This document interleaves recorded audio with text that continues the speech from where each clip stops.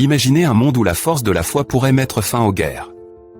Ça ressemble à un conte de fées, n'est-ce pas?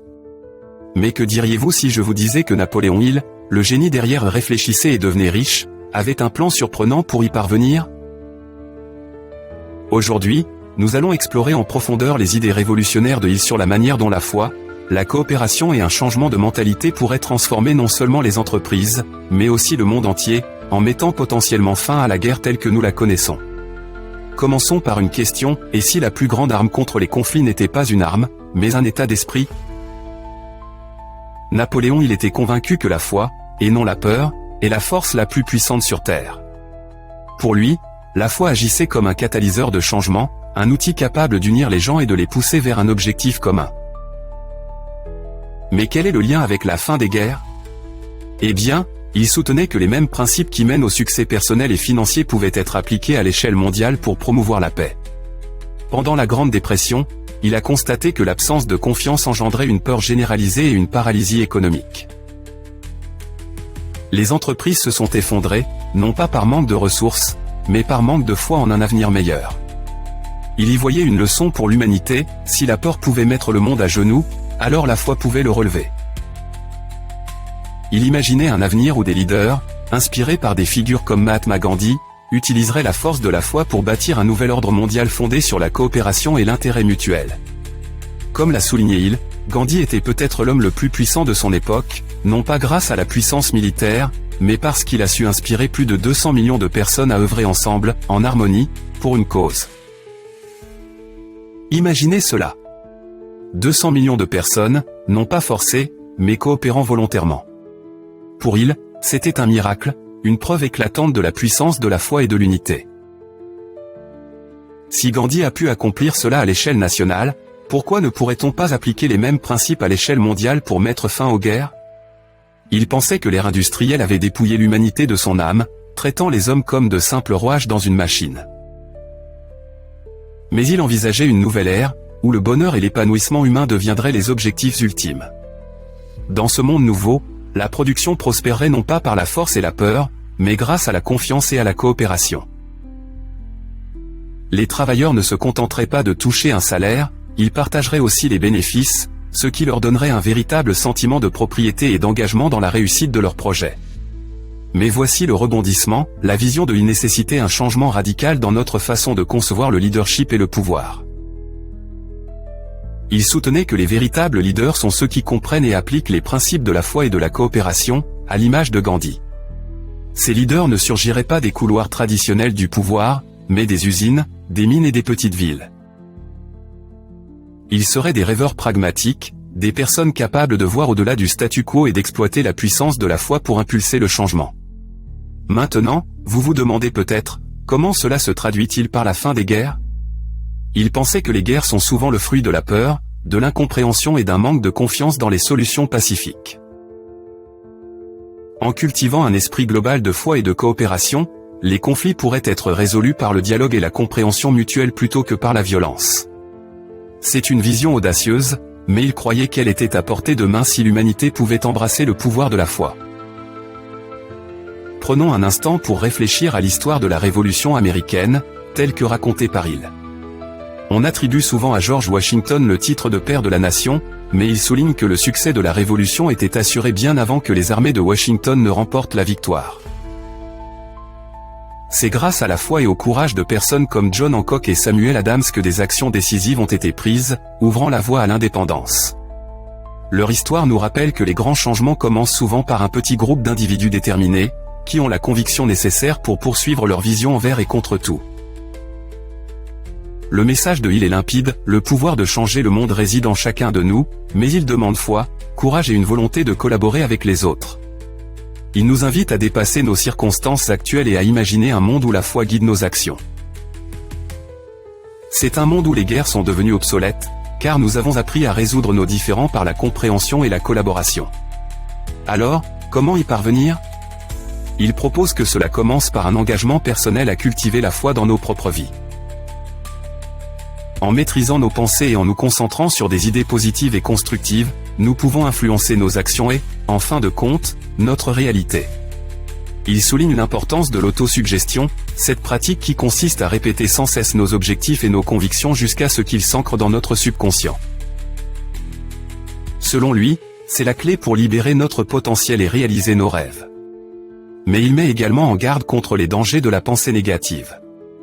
Tout comme la foi peut mener au succès, la peur et le doute peuvent conduire à l'échec. Il raconte l'histoire de Thomas Edison, à qui les sceptiques disaient que son idée de phonographe était irréalisable. Edison, pourtant, n'a pas laissé leur négativité l'affecter. Il avait confiance en sa vision et a finalement réussi à créer une machine qui a révolutionné notre façon de vivre le son. De la même manière, on avait dit à F.W. Woolworth que son modèle de vente d'articles à 5 et 10 cents ne fonctionnerait jamais. Pourtant, il avait foi en son idée et a construit un véritable empire de la vente au détail. Ces histoires illustrent la conviction de Hill que l'esprit peut réaliser tout ce qu'il conçoit et croit. C'est un rappel puissant que c'est la foi, et non la peur, qui est le socle du succès. En conclusion, le plan audacieux de Napoléon Hill pour mettre fin à la guerre à jamais repose sur le pouvoir transformateur de la foi. En cultivant un esprit de coopération et de bénéfice mutuel à l'échelle mondiale, il croyait que l'humanité pouvait surmonter ses plus grands défis, y compris la guerre. C'est une vision qui nous demande de dépasser nos préoccupations immédiates et d'adopter la puissance de la foi pour impulser le changement. Alors que nous affrontons les complexités du monde moderne, le message de Hill n'a jamais été aussi pertinent. En cultivant la foi dans nos vies et en travaillant ensemble vers des objectifs communs, nous pouvons bâtir un avenir où la paix et la prospérité seront à la portée de tous. Alors, la prochaine fois que vous vous surprenez à douter du pouvoir de la foi, rappelez-vous les histoires de ceux qui ont osé croire en l'impossible et ont changé le monde. Peut-être, juste peut-être, pouvons-nous faire de même.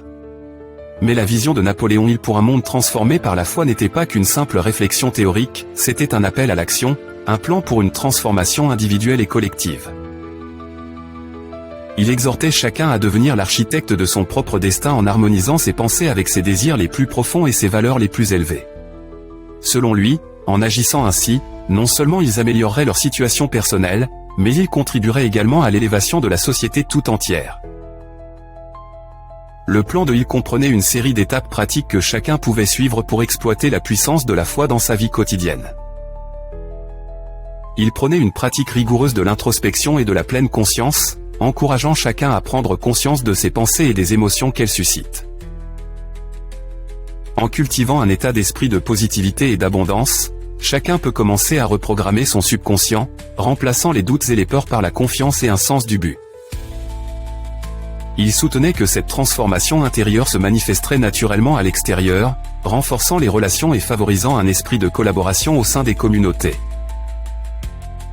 Il imaginait un réseau de personnes partageant les mêmes valeurs, unies par un engagement commun envers la croissance personnelle et collective, qui deviendraient des catalyseurs de changement dans leur propre sphère d'influence. Ces groupes de maîtres penseurs, comme les appelait Hill, seraient de véritables foyers d'innovation et de progrès, exploitant l'intellect et l'énergie collective de leurs membres pour relever les défis les plus urgents de notre époque. Dans le contexte de la paix mondiale, il était convaincu que ces groupes de mastermind pouvaient jouer un rôle clé pour combler les fossés et encourager le dialogue au-delà des frontières culturelles et idéologiques. En rassemblant des personnes aux horizons et perspectives variés, ces groupes peuvent devenir des lieux d'échange d'idées et de développement de solutions créatives pour résoudre des problèmes complexes. L'objectif n'était pas d'effacer les différences, mais de les transcender, en trouvant un terrain d'entente dans l'aspiration commune à un monde libéré des ravages de la guerre. La vision de Hill s'étendait également au domaine de l'éducation, où il voyait une occasion d'inculquer les principes de foi et de coopération aux générations futures. Il prônait un système éducatif qui mettait l'accent sur l'intelligence émotionnelle et le développement du caractère, en complément des matières académiques traditionnelles. En apprenant aux enfants à penser de manière critique, à faire preuve d'empathie envers les autres et à croire en leur propre potentiel, il était convaincu que nous pouvions former une génération de leaders capables de gérer les complexités d'un monde interconnecté. La transformation qu'il envisageait était rien de moins qu'un véritable changement de paradigme, une réorientation des valeurs sociétales vers une vision du succès plus holistique et inclusive. Cela nécessitait de redéfinir le pouvoir, non pas comme un outil de domination, mais comme un moyen d'autonomisation et de service aux autres. Dans l'univers de Hill, Le véritable pouvoir réside dans la capacité à inspirer, à élever, et à révéler le meilleur de soi-même et des autres. Bien sûr, il a reconnu qu'une telle transformation ne serait ni facile ni immédiate. Cela demanderait de la persévérance, de la résilience et un engagement indéfectible envers les principes de foi et de coopération.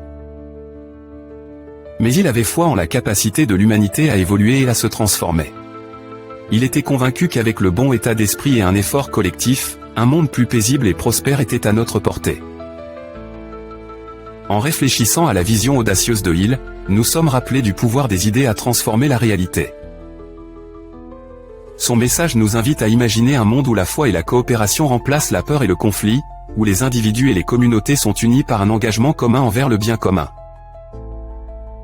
C'est une tâche intimidante, mais il était convaincu qu'elle n'était pas seulement possible, mais essentielle pour l'avenir de l'humanité.